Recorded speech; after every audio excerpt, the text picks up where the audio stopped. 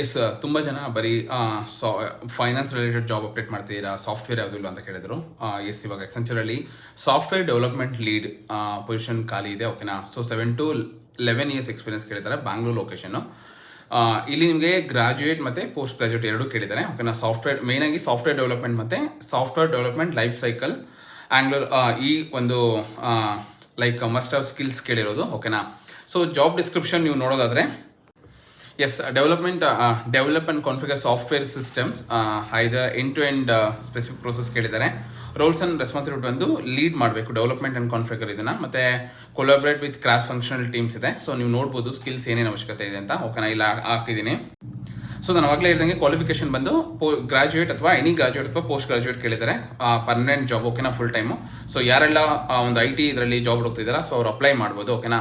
ಇದೇ ರೀತಿ ಹೆಚ್ಚಿನ ವೀಡಿಯೋಗಾಗಿ please subscribe my YouTube channel. ಹೀಗೆ ಸಪೋರ್ಟ್ ಮಾಡ್ತಾರೆ.